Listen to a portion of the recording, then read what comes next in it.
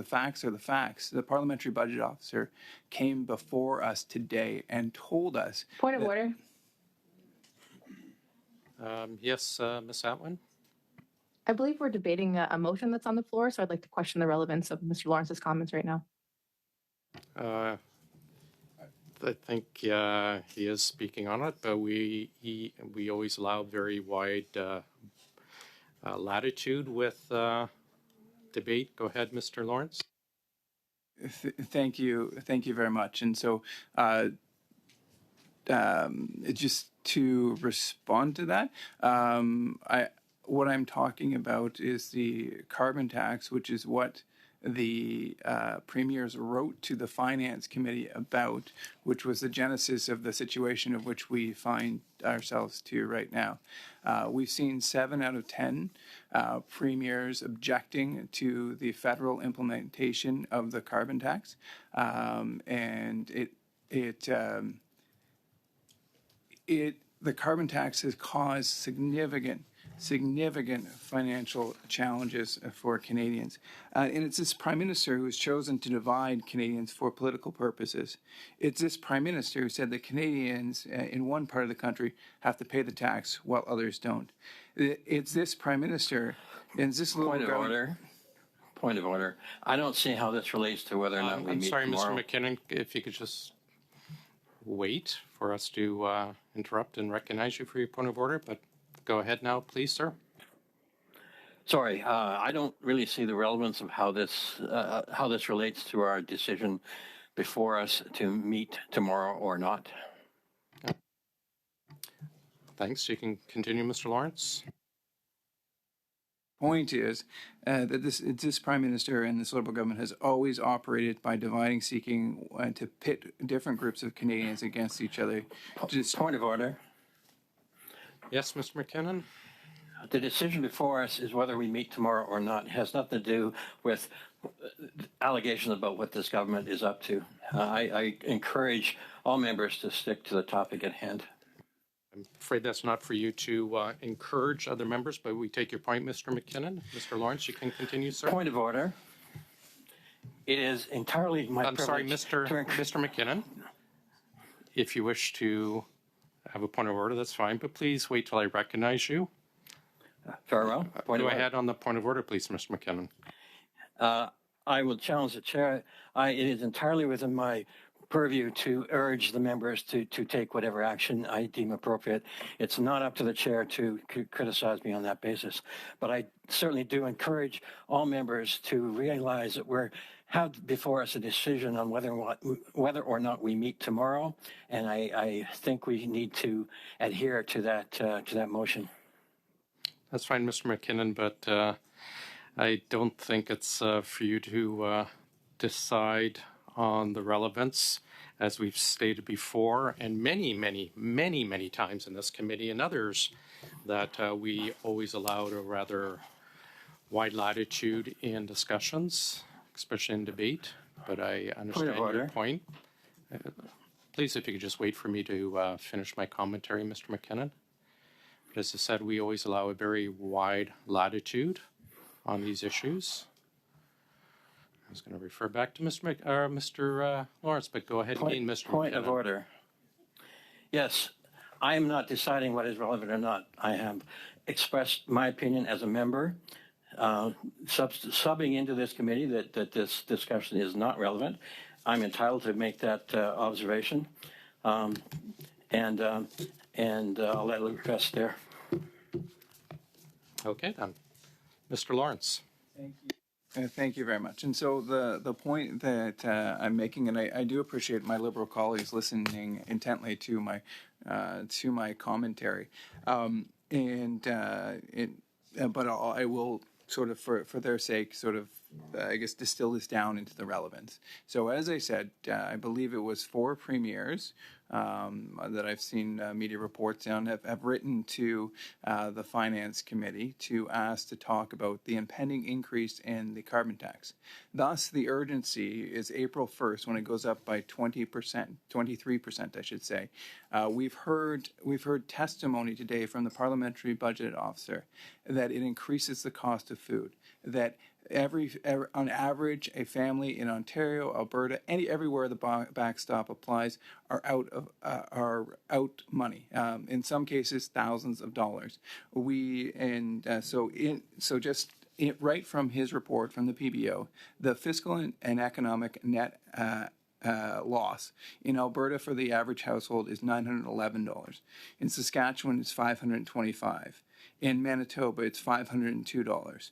In my province, the beautiful province of Ontario, it's $627. It's in Nova Scotia, it's $537. In Prince Edward Island, it's $550.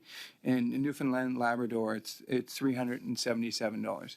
We're at an affordability crisis. People are barely getting by, and I guarantee you that every one of the MPs on here has gotten emails, letters, or calls from distressed constituents that are finding it difficult to get by.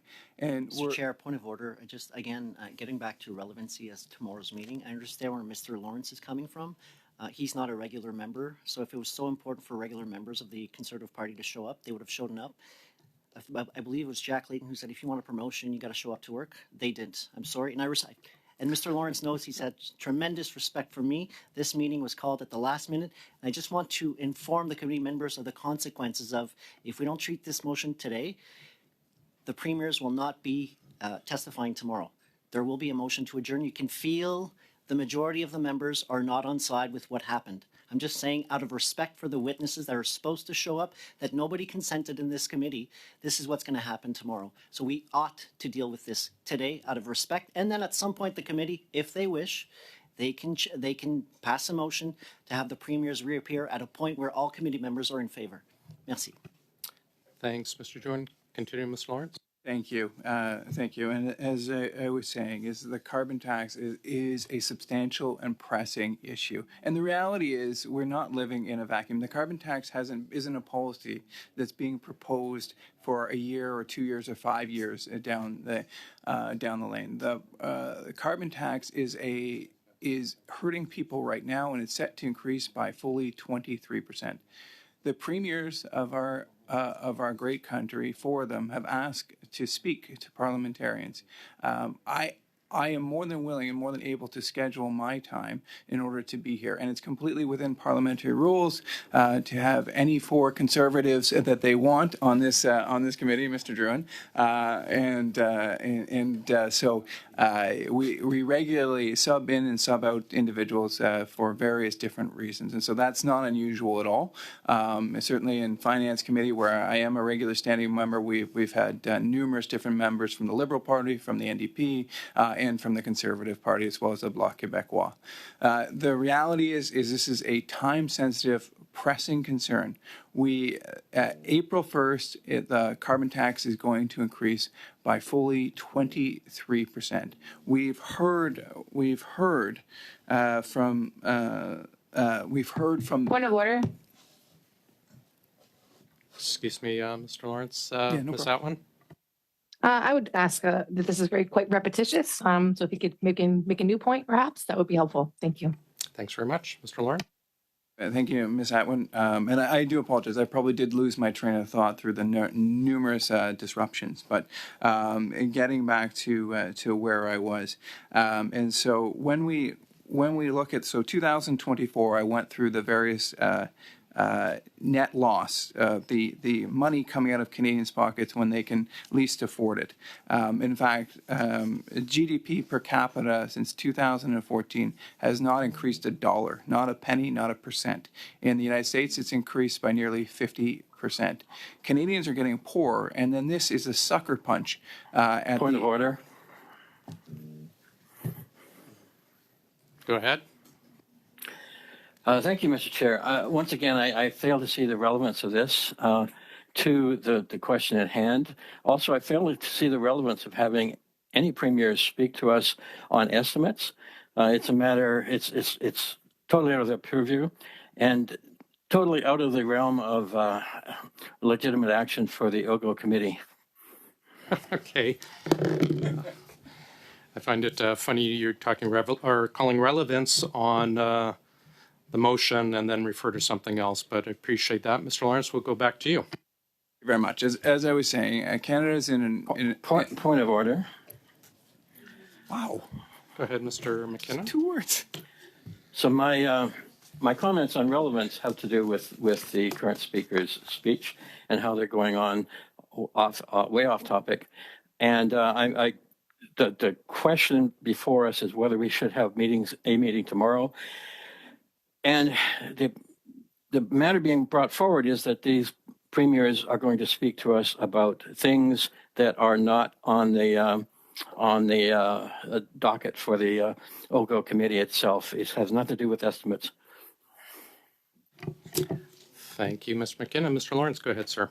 Thank you very much. And so, just to circle back once again to inform my colleagues on the other side, the primary subject of the meetings that are scheduled, that is the subject of the debate of this motion, and the larger sort of argument or debate, is the carbon tax. So I'm going to talk about the carbon tax. So they can continue to object to that, or they can just acknowledge the fact that a motion about carbon tax, you can talk about carbon tax.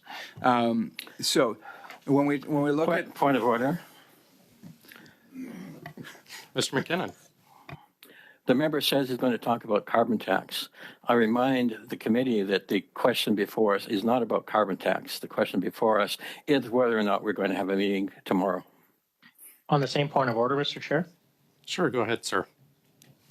Thank you very much. With respect to relevancy, I believe the meeting tomorrow will talk about the carbon tax.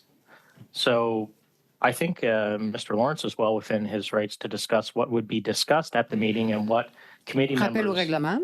are voting on Sur le rappel whether au we will have règlement, a sur le meeting to rappel au discuss règlement. the items that Sorry, Mr. Lawrence is sorry, discussing. one second, Mr. Chambers. Madame Vignola. J'aimerais rappeler à Monsieur Chambers.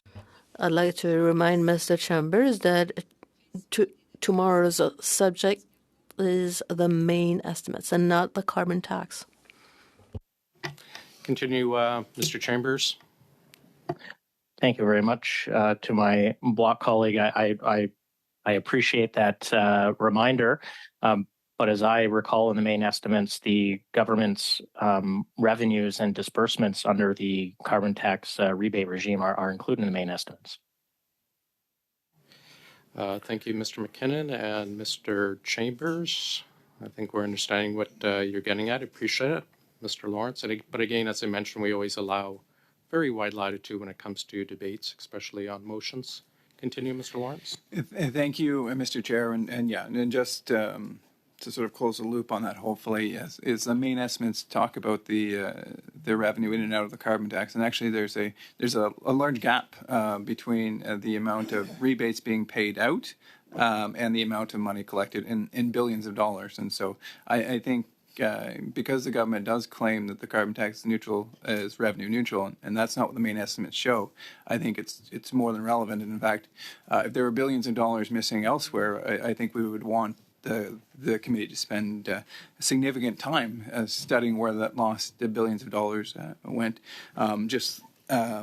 But getting back to, as I said, the issue of the carbon tax, Canadians, of course, are facing an unprecedented affordability crisis. In fact, Philip Cross, noted statistician and I believe economist as well, has stated that we have the worst economy since the Great Depression. We've experienced zero economic growth on a per capita basis since 2014.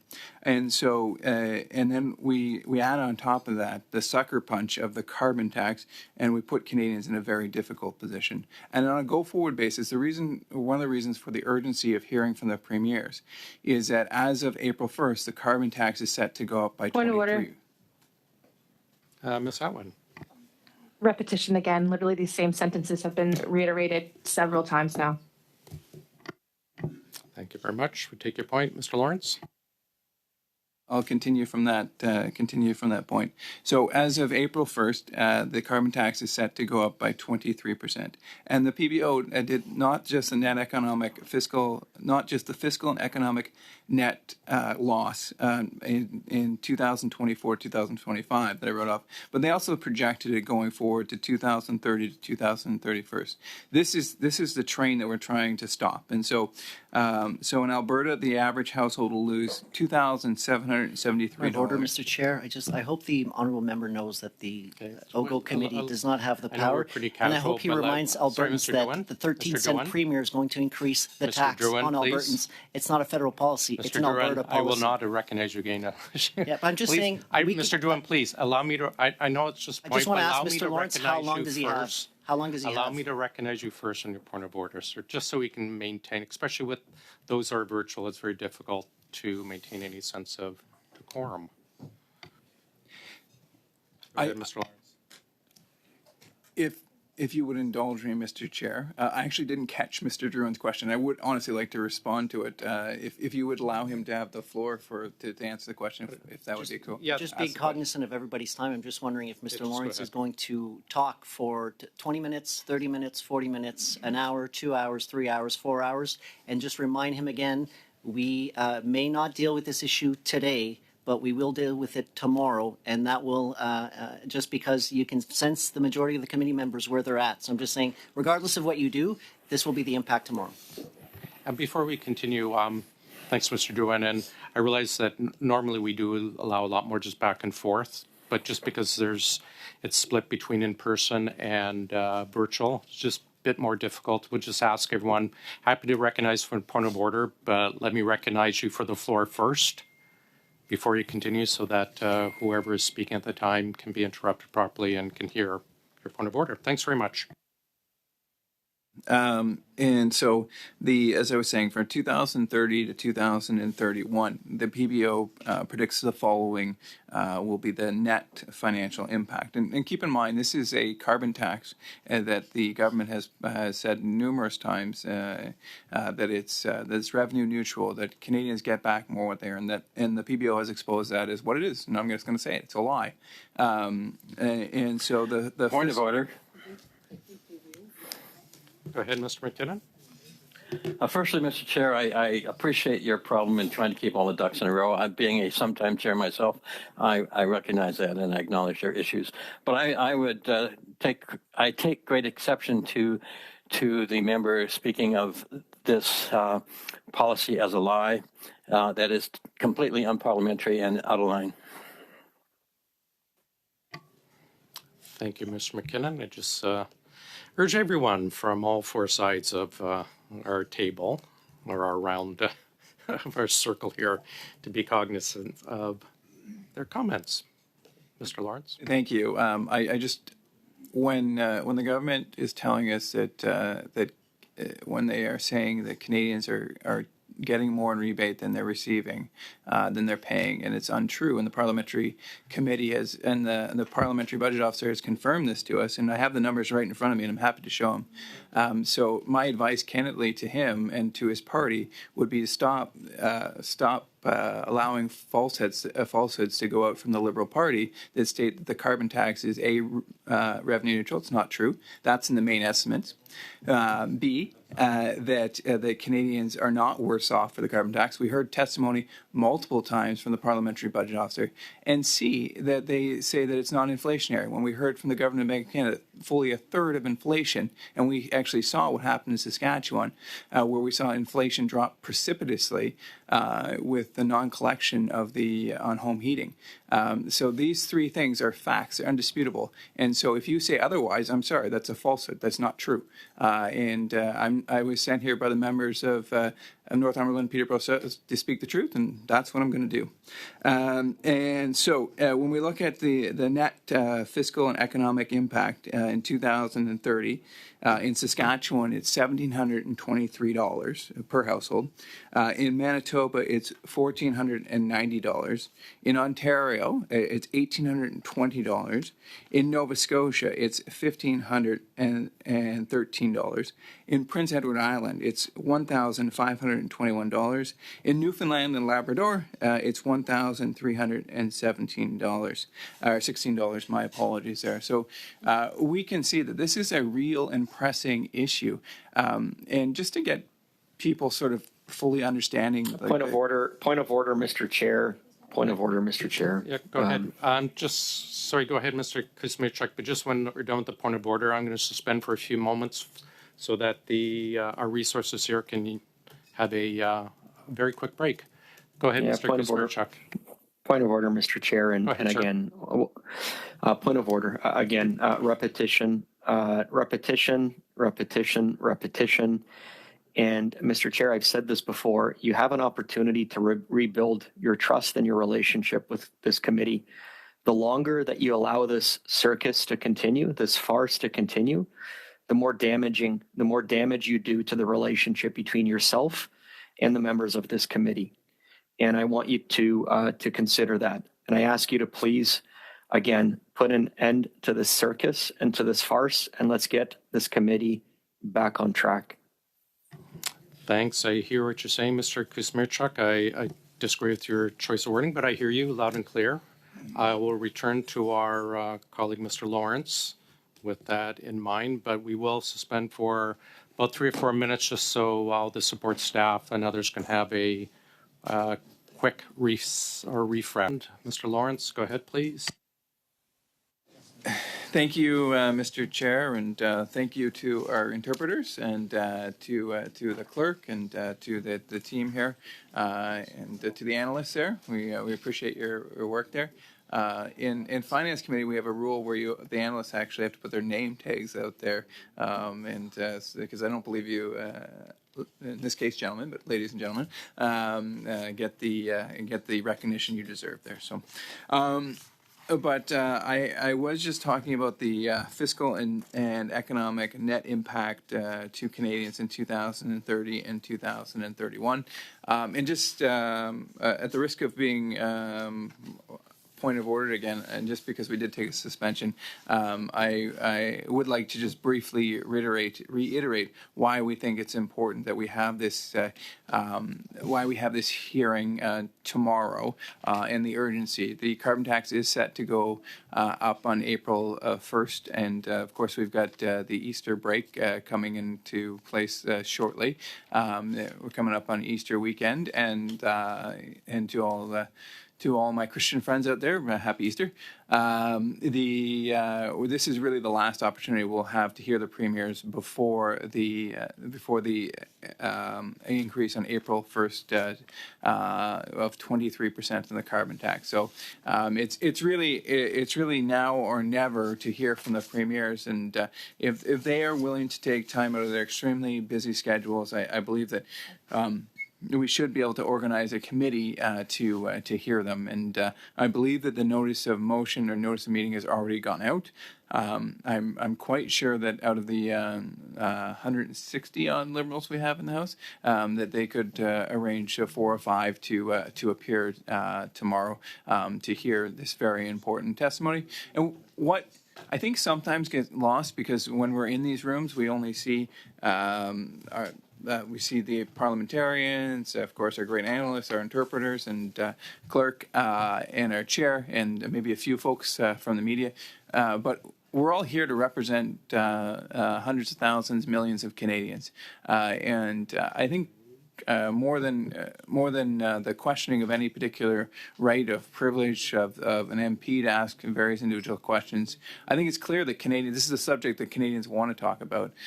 We have over 70% of Canadians who are against the carbon tax, and if we've got multiple premiers lined up who want to listen to us, I think we can certainly we can organize just to have one meeting to listen to them and get 10 or so members of Parliament to listen to them. And so because of the potential impact of the carbon tax. And so let me just put some context actually with respect to why this is so important. Is the carbon tax is in many ways a tipping point I see for the Canadian economy, because if all other lights were go for the economy, it might be a different matter. But we have warnings from across the political spectrum, from economists of all stripes, telling us that this economy is in severe peril, whether it be the lack of capital investment. The OECD predicts that we'll be near the bottom. I think at the very bottom, actually, over the next 40 years with respect to capital investment. And capital investment, along with innovation and our workers, underpin the foundation of productivity. Productivity is, of course, measured as GDP per hour. Canada has been a laggard in this category, and has really sort of drifted downwards in the last 10 years. And in order to increase GDP per capita, I heard actually an economist on one of the political shows yesterday saying, citing two things we need to get done to include and increase that productivity. One is we need a reduction in taxation. It's squarely on the carbon tax. And the second thing is we need to attract foreign investment by making it easier for our projects to happen, to make it the ease of business for both big and small business to perform their wonderful work. And so the carbon tax hits both of these things, because the carbon tax creates additional costs and uncertainty into the Canadian economy, while at the same time it's an additional level of taxation. The reality is that the driver of any nation's economy, any capitalist country, is the private sector, and it's and as the great Brian Mulroney showed, when you privatize 22 separate institutions, it's a great driver of economic growth going forward. And so what this government has done is it's increasingly taken the oxygen out of the room for the private sector. And as you divert more assets, and spending is way up since actually pre-pandemic, well over 20% more we're spending as a government. What that means is that there are resources being diverted from the private sector, the sector that's really responsible for moving our economy forward, and the engine that drives our economy. You begin to suffocate it, and you've seen that impact with respect to our productivity numbers. They haven't increased once again since 2014. And I really see the carbon tax as sand in the gears of the Canadian economy. It's slowing everything down, and then folks will talk about, well, we need the carbon tax to reduce emissions, and that just ain't so, as I would say, because currently we're near the bottom. I think we're 62 out of 67 with respect to emissions reductions. We're not on track to meet any of our emissions targets. We've blown by targets. The only time we were, quote unquote, on track was when our economy was shut down during the pandemic.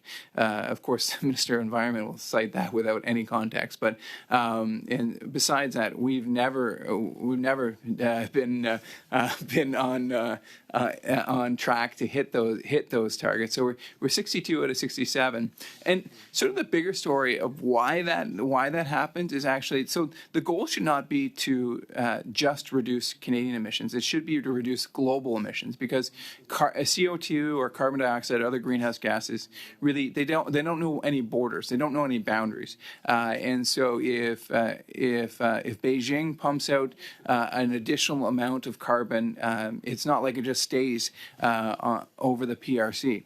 And so the reality of it is so what we're doing when we impose the carbon taxes, we're pushing Canadian industry out of Canada. So clean, sustainable Canadian energy. In my great province of Ontario, that means a lot of nuclear and hydro and carbon-free power, and we're pushing that industry out of this relatively, in fact, clean Canadian energy, and we are pushing it towards other jurisdictions that don't have carbon pricing but have far less clean energy sources. And so the reality is that by putting these punitive costs on our Canadian farmers, on our Canadian business owners, what we're doing is we're funding other authoritarian regimes around the world, while at the same time costing ourselves. And actually, it in many cases has a net negative impact, not just to the Canadian consumer, but also to emissions going on. Because you can just picture it. If you are a factory operating in Northumberland, Peterborough South, you're going to have a lot of power, a lot of your power created by Darlington, a great nuclear facility. And if in fact you can't make it there, and you say, well, it's less expensive to go to West Virginia or Guangdong province or someplace where there is not a carbon tax, or even Mexico. Mexico is a very small carbon tax, but very, very small. What happens is now you are, instead of having nuclear energy power this manufacturing, powering the economy, what... Point of order. Yes, Ms. Atwin. I'm sorry, Mr. Chair. I'm really trying to give my colleague the latitude that he seeks in this moment, but I'm hearing same tables being shared. I'm hearing the same sentences being shared. Now we're talking about other nations. This is not relevant at all. Thank you, Ms. Atwin. Mr. Lawrence, we always allow wide latitude if we could bring it home. The challenge with that is in the same point of order, I heard the fact that I was repetitious and I was also adding too much new material. And so the reality is that the Prime Minister continues to lie about the effectiveness and about the treatment of the carbon tax, right? So Point of order. Yes, Mr. McKinnon? Once again, the member has accused the Prime Minister of lying. It is completely unparliamentary, and I would ask him to apologize. I have another unsolicited point of order asked for a resignation as well. But Mr. Lawrence?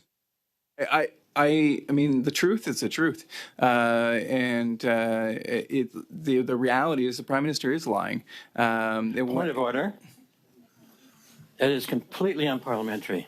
On that point of order? It is totally against the rules. What is We have not allowed another in the point of House order, is Mr. also not allowed McKenna. in committee. Sorry, we had another point of order. The point of order is he's suggesting that it's non-parliamentary, but with all due respect, the Prime Minister is continuing to say that Canadians are better off because of the carbon tax. It's an outright lie, period. Yeah. Thank you. I think we were at Mr. McKinnon. Once again, I believe that's a violation of the standing orders and the general practice of the House to accuse a member of lying. And I would ask both members now to apologize. I would cite the following letter as evidence of a lie, so. Point of order, Mr. Chair. I just Point of order. on parliamentary. Sorry, hold on. Sorry, Mr. Doohan. Before I go back to you, was that Mr. Doohan or Mr. Kazmierczak? Chair, you can't point of order a point of order. Okay. Mr. Doohan, go ahead. Just Point of order. okay. I would just caution Mr. members Druin, go ahead. in terms of using language. I could say Pierre Poilievre is a liar because he's misquoting the Bank of Canada. The carbon pricing represents 1/20th of the impact on inflation. So that's for the record. The Bank of Canada has stated that clearly, but I wouldn't say that, and I will retract my comments Point of because order. I'm an honorable member. Or Ms. Goodridge? Thank you. Sorry. I'm very new tuning in. However, I've been listening from my apartment here for a while, actually my office. And this is absolutely crazy. And we are fighting over something. The parliamentary budget officer has been very clear. Canadians are worse off because of the carbon tax.